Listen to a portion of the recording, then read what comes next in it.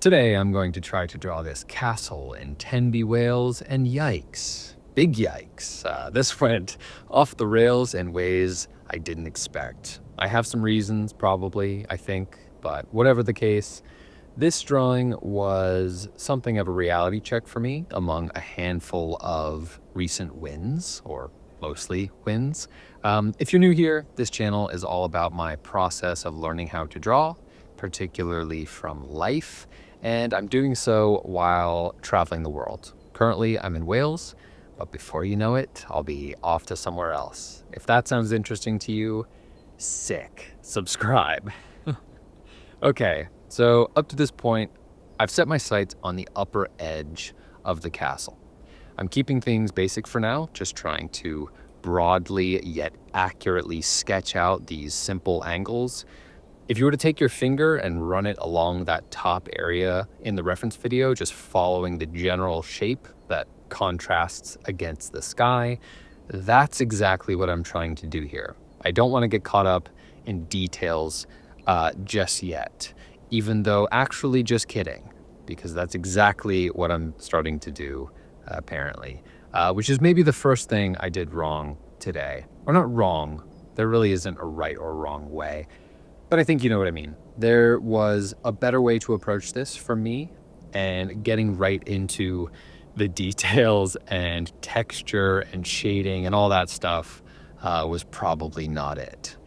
If I could go back and correct myself, even though it's not something I've been doing lately, I'd probably go ahead and sketch the entire silhouette of the castle, maybe even block in everything that's part of this reference, including the stone wall at the bottom, the lake and the trees in the distance, keeping everything as blocky and broad as possible.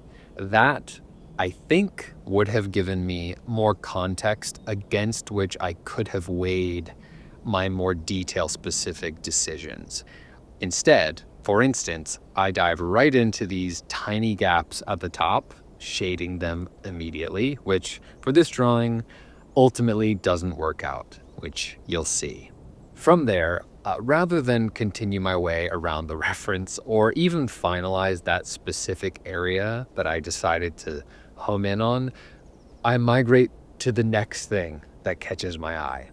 This is a problem for me that I'm nearly constantly trying to reform, but it wasn't something I considered when I sat down to draw this. There may be a lot of texture here, which we'll get back to in a minute, but at first glance, there doesn't seem to be too much going on. And what I mean by that is this scene doesn't include 1,000 different elements. And when I decided to draw it, I prioritized the castle itself in my mind, so even the contextual elements, like that stone wall or the stuff in the background, those things weren't ever distractions. But maybe that's it. Maybe my expectation that this would be super straightforward, like I'd sit down and nail it, tricked me and made me complacent.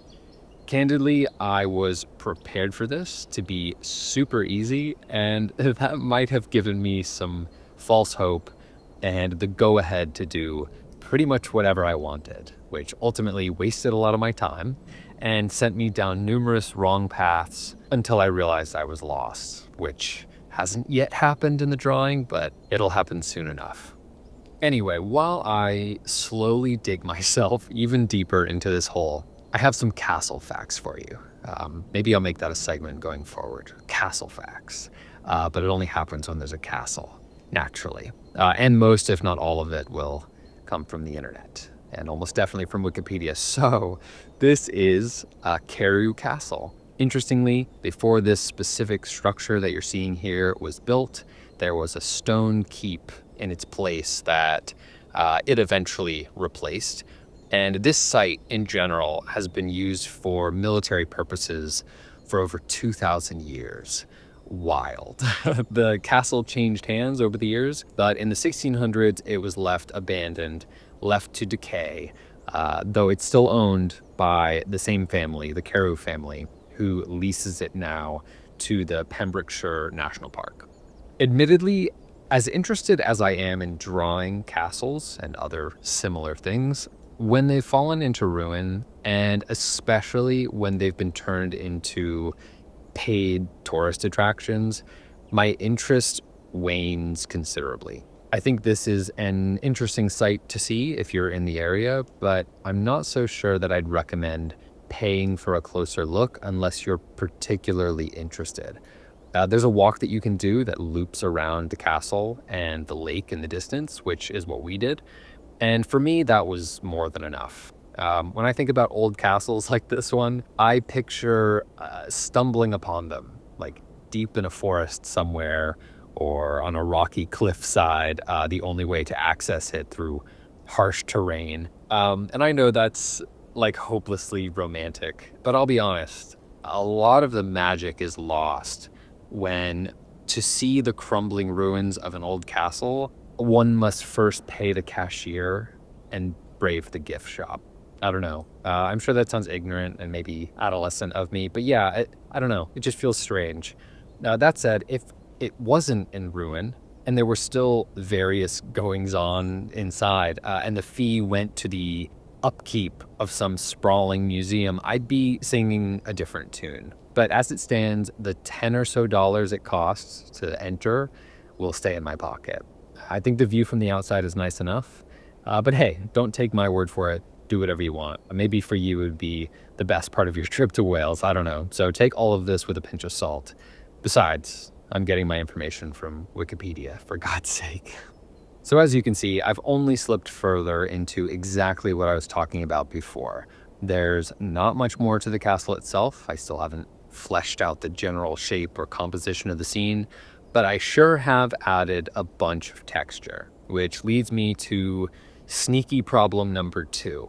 I'm feeling myself getting overconfident, and that leads to sloppiness. For example, while in Talon, and I hope you saw all those Talon videos, go back if you haven't, I was pretty pleased with myself for figuring out how to render textures like these. In particular, there was a certain tower. It was part of Viru Gate at the entrance of Old Town, if you remember that. And it marked a significant turning point, or at least what felt like one, in my understanding of texture. There was also a wall that came before that, but I think the tower itself was the real mark of improvement. So since then, I've held on to this technique, I suppose, and I've utilized it in numerous places in a variety of ways, and it's worked well for me. But, and there's always a but, today I overestimated those abilities and it bit me. This castle is only that technique, and I thought I just had it in the bag. I was certain this would be one big exhibition of that skill, but I was so confident, again, complacent in my practice, that I got sloppy, and that sloppiness affected my confidence, and like a cold smack in the face, I understood that I was in over my head. One thing you'll no doubt notice is how this angle of the castle is facing the light. That means there's not as much contrast, which means while yes, there's that stone texture, a lot of it, there isn't much to differentiate one part from another, like one block from the next, because this entire side practically shares the same value, which we'll talk about later. It's all one big shade of sameness, and that's the technical term, probably. And I didn't account for that, and it really shined a light on my shortcomings, or at least this one shortcoming. Anyway, you'll notice that I've added in the rest of the shape of the castle, and even through the screen, if you lean in real close, you might be able to sense my confusion. As I look down at what I've spent all of this time on, I see, finally, the shape of the castle in front of me, which is a plus. Hooray for that, I guess. But I also see some other stuff, and I'm really not loving that other stuff. These windows, and you know I love windows, just aren't good or correct. In fact, I'd say they're morally abhorrent. But really, I don't know how I did what I did with them. It's crazy. And then there's just this smattering of texture, which is something I like to use as a tool to imply the building material of a given structure. But as I've already said, there's not much else to go on here. It's all that building material. So my little squiggles don't amount to much here, and it ends up making this look incredibly sparse and strange and ugly. It's ugly. So far, every individual thing is not working out the way I'd hoped. And to be honest, I had no idea what to do or how to move forward. I was saying out loud to Rowan, you know Rowan, right? Guy from the previous videos. I remember saying to him that this was falling apart like in real time. As I look at it now, I think I could maybe go in and carefully add, I guess, a lot more texture, but I do so with a much smoother hand, really nice, just delicate lines, and make sure that I didn't add any more mess. Unfortunately, this continues to the wall in the foreground. Rather than take stock of what I've done and how to fix it, I choose to press on and whip the pen around like I know what I'm doing, which I don't. Muscle memory has clearly not set in yet, but that's honestly what I was banking on. I feel like pure skill will just unlock itself any moment now, but it doesn't happen. What I've learned from past drawings doesn't feel like it's activating, and the deeper I get into this drawing, the more lost I become. And that creates a sort of negative feedback loop as well, which probably extends to right now as I record this, because if it's not crystal clear, I do not like this drawing. Literally every single part of this is messy, and I really do think it comes down to complacency and just blind confidence. But, and really there is always a but, did I have fun drawing it? Because that's what counts.